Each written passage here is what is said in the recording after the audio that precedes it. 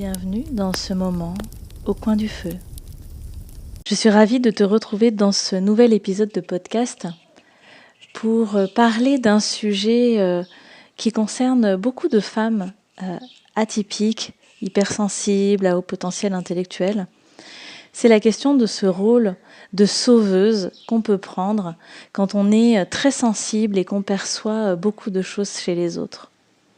Et c'est ce chemin de prise de conscience que j'ai réalisé la semaine dernière, de la fille sauveuse à la femme souveraine. La semaine dernière, je constatais que ces derniers temps, depuis quelques mois déjà, j'ai pas mal de demandes d'accompagnement pour des personnes qui finalement ont peu de temps, peu de disponibilité financière également, et parfois aussi un engagement à bouger qui n'est pas toujours finalement suffisant par rapport au chemin qui serait à entreprendre pour elles. Et je me posais cette question de, tiens, mais qu'est-ce qui fait qu'aujourd'hui, je suis dans cette énergie qui attire ces personnes-là, qui finalement attendent de moi que je les soigne, que je les sauve, que je les porte, que je les motive, que je les soutienne en fait. Et je me suis posé la question de ma capacité finalement à accompagner des personnes qui seraient dans une autre dynamique, des personnes qui seraient dans le souhait de développer leur puissance, leur souveraineté, des personnes qui finalement correspondent à la cliente que j'ai envie d'attirer aujourd'hui, cette femme atypique qui vraiment souhaite dépasser ses blocages, ses freins, ses croyances, ses blessures pour vraiment se créer la vie qu'elle veut, être vraiment dans sa place dans le monde, dans sa famille, dans son métier, dans ses amitiés, partout dans sa vie en fait. Et je partageais ça avec Julien de Juno Audio qui m'a accompagnée pendant un moment. Et il me partage son analyse et il me dit est-ce que tu serais pas un peu finalement dans la sauveuse en fait vis-à-vis de ces personnes-là? Parce que si tu attires des personnes qui finalement sont dans cette quête de puissance, est-ce que ça va pas te challenger? Est-ce que ça va pas te sortir un petit peu de ta zone de confort en fait? Et tout de suite, ça m'a fait un énorme tilt. Effectivement, depuis que je suis toute petite, j'ai cette sensibilité, cette empathie qui fait que je perçois les failles chez les autres, je perçois leur fragilité, je perçois leur vulnérabilité, je perçois aussi leur force. Et quand j'étais enfant, finalement, comme j'avais un petit peu de mal à trouver ma place parmi les autres, j'étais à la fois sensible et à la fois assez sérieuse. J'étais pas une très bonne élève, même plutôt une mauvaise élève. Et du coup, c'était compliqué en fait pour moi de me situer. Et j'ai eu tendance à créer beaucoup de liens avec des personnes, des enfants qui vivaient des situations sociales difficiles dans les relations avec les autres élèves, parfois aussi au niveau scolaire, ils étaient eux-mêmes en difficulté, et parfois même dans leur famille. Et j'étais vraiment toujours attirée par ces enfants-là, je pense parce qu'ils me touchaient, parce que je percevais en fait leur réalité. C'est parfois aussi un peu une difficulté qu'on peut trouver chez des enfants atypiques, c'est finalement cette clairvoyance. Il y a assez peu de périodes finalement d'innocence chez les enfants, HPI notamment. Et donc je me sentais vraiment le devoir de soutenir ces enfants-là. J'avais pas une très grande estime de moi, mais je pouvais m'interposer pour les protéger, pour les défendre, etc. Et parallèlement à ça, bizarrement, j'ai réalisé en faisant ce message à Julien que j'étais aussi très amie avec des enfants qui étaient plutôt très bons élèves, dans des familles qui paraissaient en tout cas assez stables, aimantes et bienveillantes. Et j'avais plus de mal, en fin de compte, à trouver ma place parmi ces enfants-là. Et je pense que c'est vraiment parce que je ne me sentais pas capable, je ne me sentais pas méritante dans ces liens-là, parce que je n'étais pas une bonne élève comme eux, comme elles, parce que j'avais l'impression d'être un peu une impostrice, en fait, dans ces relations. Alors, du coup, je me contentais des relations avec les enfants qui étaient plus en difficulté. Et je dis bien me contenter parce que si je suis tout à fait honnête, c'était pas réellement les relations toujours que j'avais envie d'avoir. Et j'ai eu ce schéma pendant assez longtemps finalement, même dans mon adolescence. Et j'ai réalisé que cette sauveuse finalement, elle a été très présente très tôt dans ma vie, de par, je pense, ma sensibilité, mon analyse aussi des choses, de par mes difficultés scolaires qui m'ont placée de toute façon, on va dire un peu de manière clanique dans le groupe des pas bons en fait, et également parce que très rapidement, dès la 6e, j'ai eu envie de devenir psychologue. À cette époque, ma maman était suivie en psychanalyse et je voyais vraiment que ça l'aidait beaucoup. Et je me suis dit, c'est ça que je veux faire. Et je pense que c'est ça que je voulais faire parce que je voulais aider ma maman, en fait. Et donc, ce rôle de sauveuse, cette petite fille sauveuse, elle l'était pour les autres, elle l'était aussi même pour ma maman, finalement. Je crois que je voulais être cette sauveuse pour ma maman. Sans qu'elle me le demande du tout, hein, mais je sentais que certainement j'avais une certaine aptitude à faire ça. Et aussi parce qu'on vivait toutes seules, toutes les deux, et forcément, on était très très liés. Donc finalement, j'ai intégré ce rôle de sauveuse très très tôt dans ma vie. Ce rôle de sauveuse, finalement, c'est quelque chose qui est tiré de la théorie du triangle de Karpman, le triangle victime, bourreau, sauveur, lui-même inspiré des travaux d'Éric Berne. Et en fait, donc dans ces trois postures relationnelles, ou postures dans des jeux de pouvoir, eh bien, il y a le rôle de la victime, qui est qui en fait donne à montrer une image fragile, impuissante, assez passive, parfois un peu plaintive, qui va chercher finalement une posture plutôt d'enfant dont on va prendre soin. C'est une posture finalement où on ne se sent pas capable et on a besoin des autres, on est dans la dépendance en fait, hein, finalement, et on va avoir le sentiment de beaucoup subir sa vie, que peut-être même tout est contre soi, et on se sent nul, incapable, et donc on subit beaucoup l'extérieur.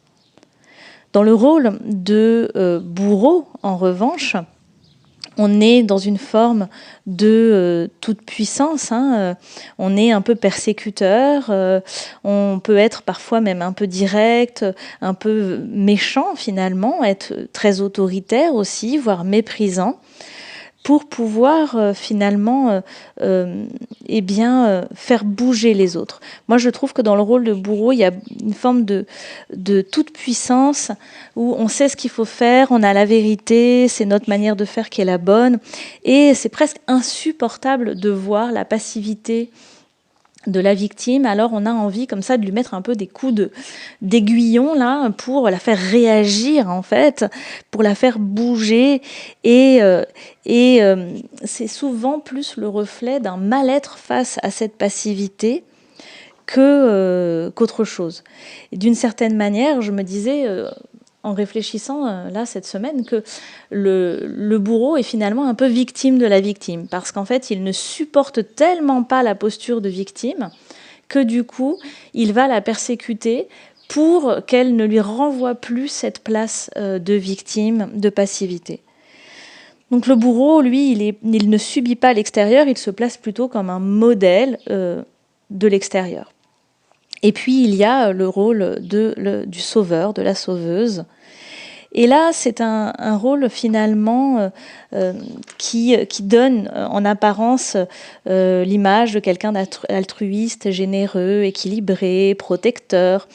Mais finalement, c'est quelqu'un qui va la plupart du temps avoir une estime d'elle-même pas forcément très très haute et qui cherche à se valoriser en fait, en étant comme ça dans l'aide des autres.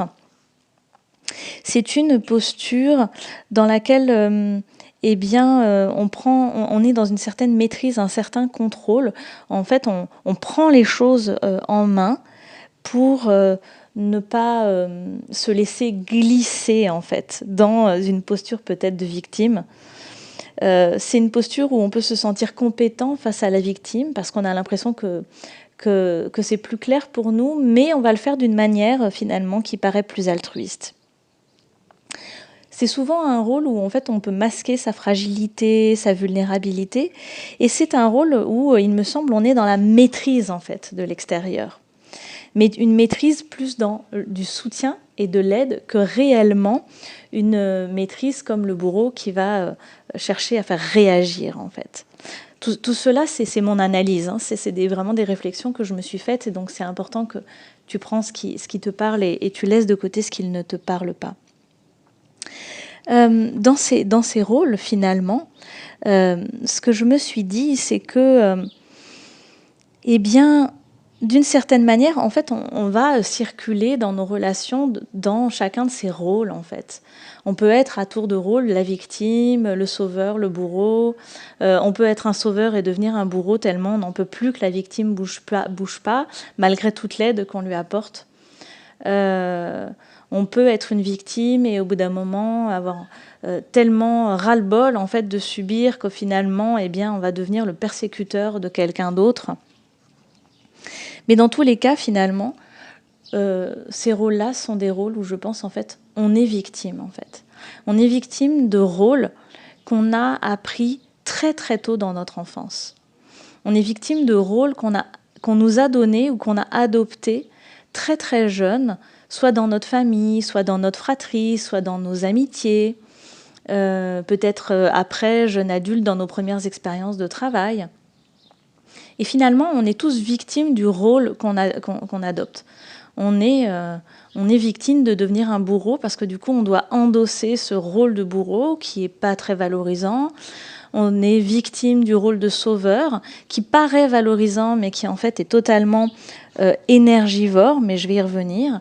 Et on est victime d'être une victime parce qu'il faut bien qu'il y ait une victime pour que tout ce trio fonctionne, et parce que aussi, il y a une forme de plaisir en fait à être dans la victime, un certain masochisme, on pourrait dire, à se sentir impuissant, et surtout un certain plaisir à remettre son pouvoir dans les mains des autres en fait.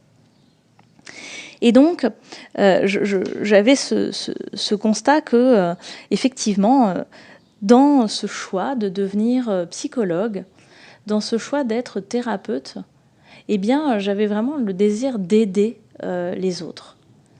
Comme beaucoup de femmes atypiques ont ce désir d'être dans l'aide, dans la protection des autres, dans le soutien des autres, d'en faire de son mieux pour les autres, et bien souvent au détriment de soi-même en fait.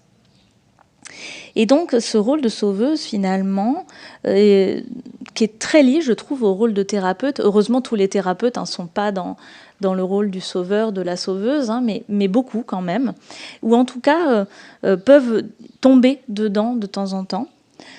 Je crois que la posture de soigner, d'aider, de guérir est une posture quand même qui nous place dans ce rôle-là du triangle.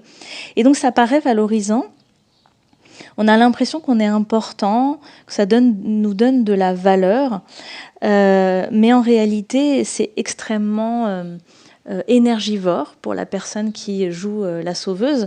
Et en plus, c'est très malsain parce qu'en fait, ça maintient l'autre dans une forme de dépendance. On est presque un héros qui va sauver l'autre, et c'est très malsain pour l'autre qui du coup n'est pas du tout en train de développer sa puissance. Et donc en fait on pose des rustines. J'ai marqué ça parce que c'est comme si on posait des rustines sur le mal-être de l'autre, mais on lui permet pas d'évoluer en fait finalement. On essaye de nous porter l'autre, mais on n'arrive pas toujours à permettre à l'autre d'être dans cette évolution personnelle finalement.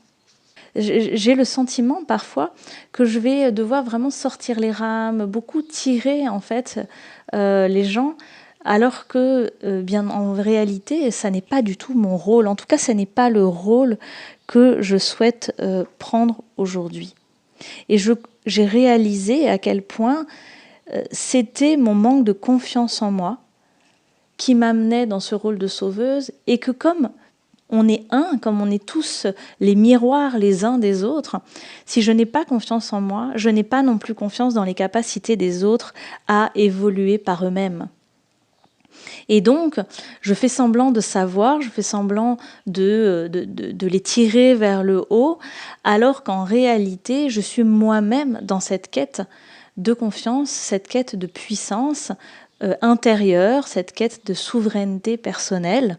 Et c'est parce que je n'ai pas confiance en moi, je n'ai pas confiance dans les capacités des autres. Et donc, je suis enfermée dans ce triangle et je maintiens l'autre dans ce triangle. Et j'ai réalisé que si aujourd'hui j'en arrive à ce constat, c'est parce que j'ai pris suffisamment de recul pour voir ça, et parce qu'aujourd'hui je me connais vraiment de mieux en mieux. J'ai bien évolué sur ce chemin de connaissance personnelle avec la découverte de mon fonctionnement HPI, hypersensible, multipotentiel, dyslexique, avec la découverte de ma spiritualité, le développement de mes capacités de femme médecine. Je suis vraiment dans cette quête de souveraineté, de puissance personnelle, et donc je suis en capacité de le voir chez les autres. Je n'ai plus besoin de les sauver, je n'ai plus besoin d'être cette héroïne, je suis en capacité, parce que je peux être dans ma puissance personnelle, de voir celle des autres et de guider en fait ces femmes vers leur propre puissance. Et finalement, être dans sa puissance, c'est quoi ? C'est avoir confiance en soi, avoir confiance aussi dans le fait que les choses se passent, se déroulent pour une certaine raison, et que je peux tirer des enseignements de ça. C'est aussi avoir confiance dans sa capacité d'agir, d'être actrice de sa vie. C'est avoir la foi aussi que sa vision, ses projets, eh bien, même s'ils ne se réalisent pas immédiatement, et ils vont avancer, ils vont progresser, que les choses ont une logique, une direction. Et c'est aussi avoir cette quête, cette envie, cette soif de dépassement de soi, de pouvoir non pas se pousser, se forcer, mais vraiment évoluer en fait avec soi. Et finalement, je trouve que cette question de puissance et de souveraineté, eh bien, c'est savoir qui on est en fait. C'est vraiment savoir qui on est, pouvoir développer ses idées, ses compétences, ses talents, ses capacités. C'est se challenger aussi, pouvoir se pousser un petit peu. C'est pouvoir prendre du recul sur soi, sans se dévaloriser, mais en étant capable de dire, tiens, là je suis dans ce rôle de bourreau, là je suis dans ce rôle de sauveuse, là je suis dans le rôle de la victime. Et moi je suis capable, aujourd'hui je le vois, quand je fais ma victime, mon petit bébé pleurnicheur, j'aime bien l'appeler mon mignon intérieur. C'est je vais râler, je vais me plaindre. Eh bien, je le vois en fait. Et c'est d'être capable aussi d'avoir ce recul sur soi et de pouvoir revenir à soi-même dans sa propre puissance personnelle, dans se recentrer en fait sur soi, et retrouver la vision de « Ok, je retrouve ma confiance, je retrouve là où je veux aller et je mets éventuellement des actions en place pour y aller ou bien tout simplement j'accueille ce que je suis en train de ressentir, de vivre. » Et finalement, je n'ai plus de dépendance vis-à-vis des autres. Je n'ai pas besoin que quelqu'un vienne me sauver ou je n'ai pas besoin que quelqu'un vienne me maltraiter pour me faire prendre conscience. Je vais pouvoir finalement prendre du recul sur mon propre fonctionnement et sentir que j'ai cette capacité. Et finalement, notre puissance, c'est ça. C'est sentir qu'on a cette capacité à être clairvoyant sur nous-mêmes aussi. Et donc, c'était très très intéressant pour moi de voir ça, d'analyser finalement dans quel cycle j'étais, parce que je ne suis plus cette psychologue, cette thérapeute qui sauve. Aujourd'hui, ça m'a vraiment permis de réaliser à quel point je suis dans une énergie d'éveilleuse. J'ai compris en fait qu'aujourd'hui, je ne cherche plus à sauver personne, je cherche à éveiller cette souveraineté, cette puissance intérieure chez des femmes au fonctionnement décalé, sensible, chelou, atypique, pour pouvoir leur permettre d'être elles-mêmes vraiment, totalement. Et donc pour ça, j'ai réalisé un certain nombre de rituels, j'ai créé des espaces vraiment de transformation pour moi durant ce week-end pour aller déjà prendre soin de ma petite fille intérieure, de cette petite Elisa sauveuse qui avait besoin comme ça de trouver sa place en aidant les autres, en aidant les amis, en aidant sa maman, en aidant toutes les personnes autour d'elle. Donc d'aller prendre soin de cette petite fille intérieure et d'aller la libérer de ce contrat en fait qu'elle s'était imposé, ou peut-être qu'on lui a imposé aussi, d'aller la libérer de cette contrainte en fait. Et pour ça aussi, ça a nécessité d'aller développer ma souveraineté. Donc, j'ai vraiment fait des rituels de reconnexion donc à mon enfant intérieur. Je suis allée me baigner dans l'océan, même si j'avoue l'eau était un peu froide, pour aller me nettoyer. Et puis, je me suis vraiment connectée à l'énergie de la terre, du soleil, des arbres, de la forêt, pour pouvoir être dans cette puissance, cet enracinement, revenir à moi, revenir à mes racines, me recentrer. Je vous donne tout ça parce que je pense que c'est important que vous ayez aussi des pistes sur comment procéder. Donc,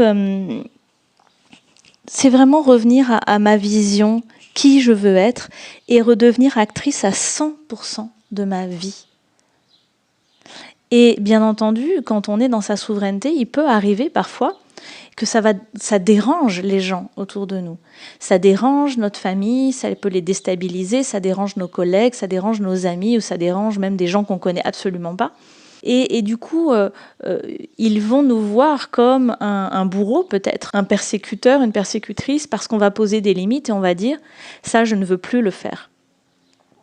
Et non, je ne suis plus cette personne qui va pleurer avec toi et t'écouter, te plaindre indéfiniment en constatant qu'en fait, il n'y a jamais rien qui bouge. Je ne suis plus cette personne-là.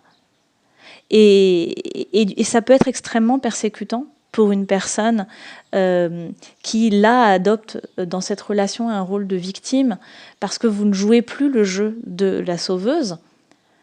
Mais en même temps, être dans sa souveraineté, c'est aussi pouvoir poser ses limites et pouvoir dire non, là, ça ne me convient pas. Ou tout simplement, je sais pertinemment qu'en faisant ça, je ne t'aide pas réellement. Donc je ne vais plus mettre cette rustine parce qu'en réalité, je sais qu'au bout d'un moment, à trop coller de rustine, le pneu, il est foutu. Et ça ne fonctionne pas. Donc, c'est aussi finalement vraiment faire preuve d'amour pour l'autre que de s'aimer soi-même et de pouvoir dire non, stop, je ne suis plus cette sauveuse et je ne serai pas cette sauveuse pour toi. Et parfois, on est même dans des enjeux de loyauté parce que la personne a adopté ce rôle-là par le passé pour nous, alors on lui doit quelque chose, mais non, en fait. On ne lui doit rien. Finalement, on sera beaucoup plus soutenant et porteur, porteuse, si on est dans cette énergie de souveraineté, de puissance, et que quelque part, on est le miroir pour l'autre de comment poser ses limites, qu'est-ce que je veux, éventuellement quelle action je vais poser ou comment je vais accueillir mes doutes, mes tristesses, mes souffrances, mes colères, etc. Et on est toujours dans, quelque part, la relation à l'autre. Bien entendu, moi, c'est mon souhait. Je ne vais pas arrêter du tout d'accompagner des gens et donc me dire, si je ne suis plus une sauveuse, j'accompagne plus personne. Ben non, bien entendu.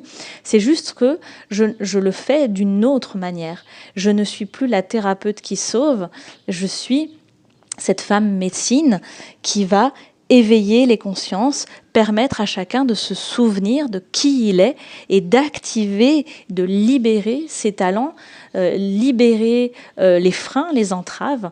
Et on est tous capables, toutes capables d'être dans cette souveraineté, cette puissance personnelle pour finalement impacter les autres et non plus dans cette aide qui finalement est relativement égotique et n'aide personne réellement. Voilà pour ces enseignements sur ce rôle de sauveuse qui vraiment ont été forts pour moi ces derniers jours.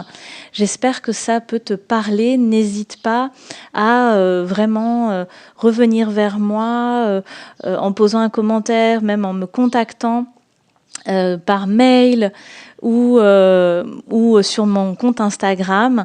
Je mets toutes mes coordonnées dans la description de cet épisode et j'accueillerai avec grand plaisir tes expériences, ton partage, tes réactions, qu'elles soient on va dire, dans le même mouvement ou qu'au contraire, tu ne sois pas d'accord, eh bien c'est OK en fait, c'est OK, tout à fait, et je comprends que ça puisse heurter d'entendre ça.